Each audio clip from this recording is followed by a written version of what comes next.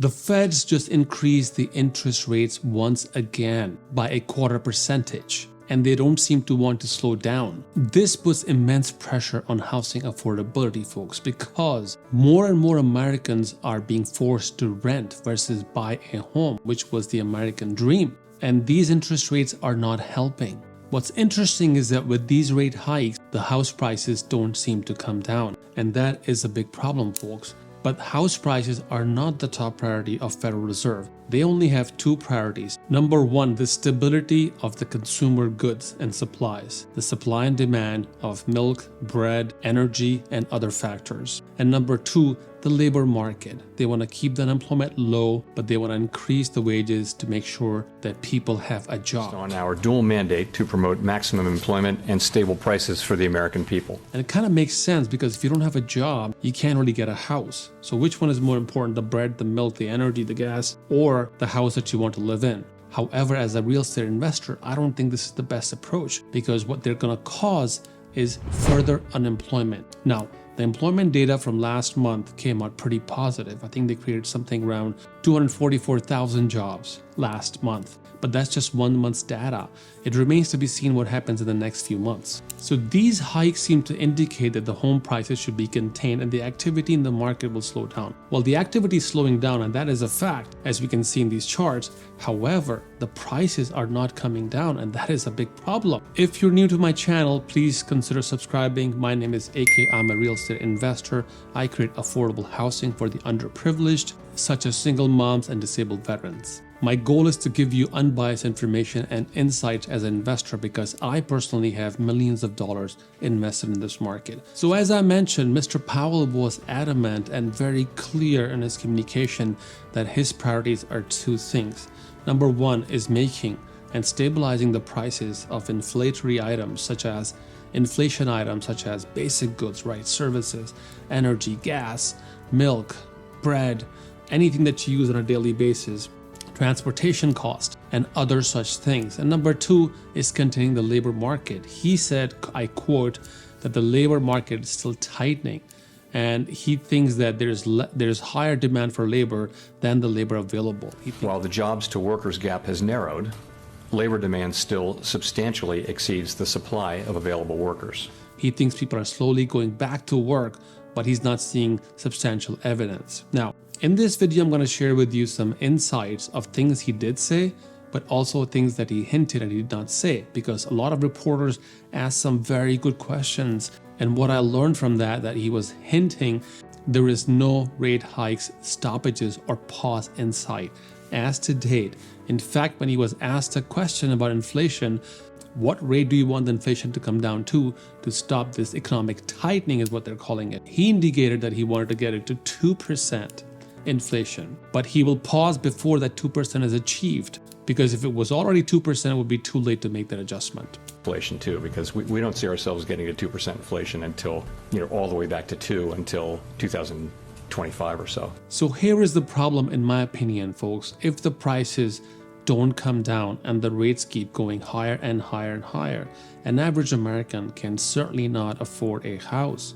Certainly not a house that they can be comfortably living in. And I see calls from Dave Ramsey's shows and other shows. People are calling and saying the same thing, that the house is so expensive, not because the price is so high, but also the interest rates are so much higher. But somehow, folks, people have money. I see people making cash offers. Now, I don't know where they're getting this money from, but I would say that people have a lot of money. What they're doing is still driving up the prices.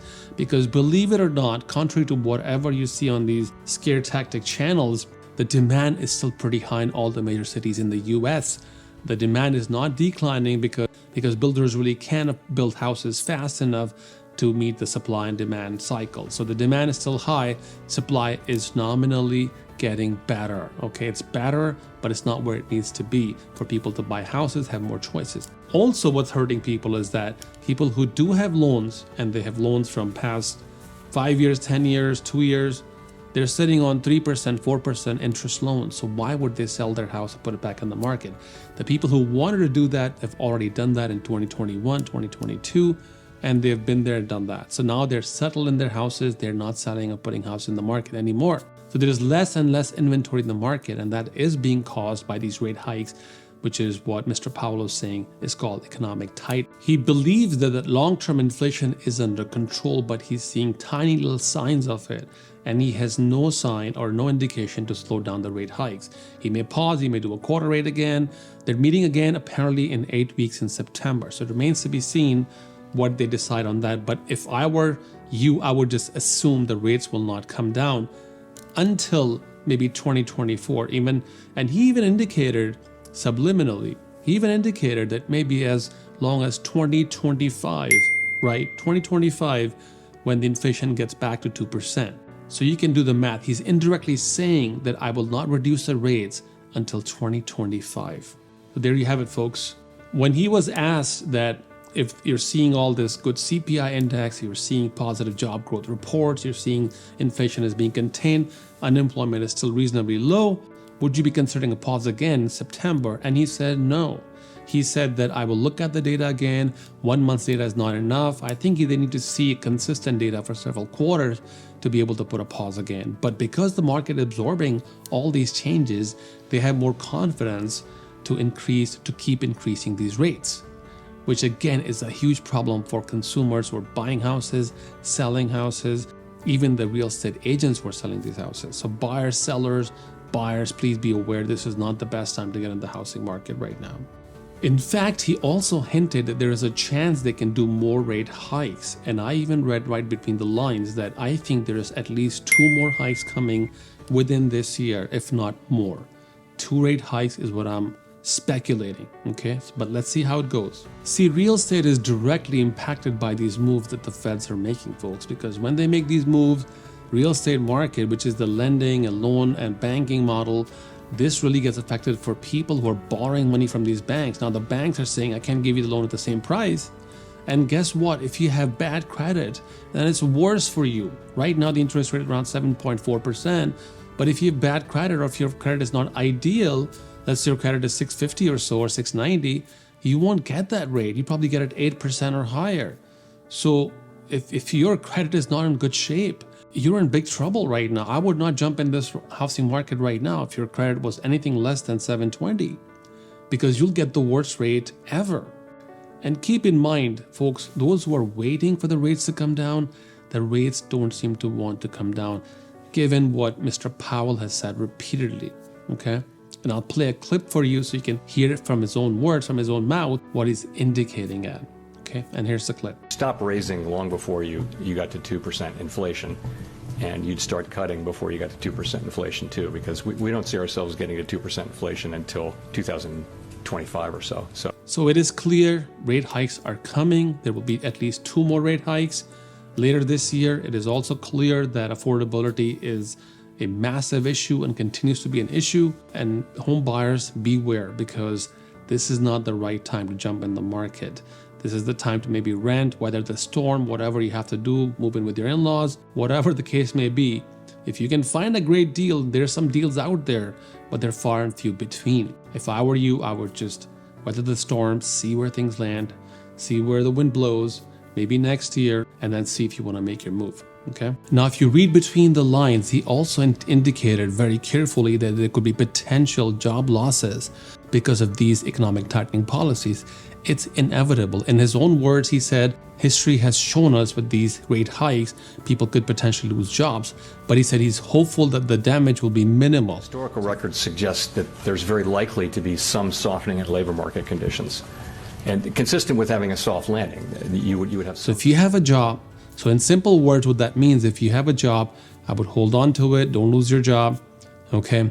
Work hard, stay employed as long as you can, because the employment is about to get more and more tighter. Job openings are getting much and much less, and affordability again is becoming a factor. So please keep those factors in mind.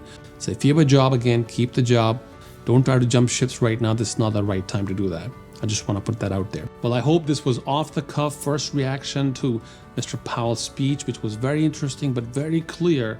He was very clear. He wasn't throwing numbers out there. He was very clear. He answered all the questions. So I was happy to hear some clarity from him. And I hope you guys enjoy this channel. If you do, please press a like and subscribe so you can support a small channel. All the big channels are getting all the real estate on YouTube, but the small channels are not. So I appreciate if you guys can help me out with that. My next video is coming in a few days. It will be about the housing crash, which is about to get worse because of these rate hikes, but I will speculate in the next couple of days. So look out for a video up and coming on housing crash and should you buy a house now, and the factors and graphs and charts I'm going to present to show you guys what the picture looks like in the next 6 months. With that, I'm going to see you in my next video. Thank you very much. Have a great day. Bye.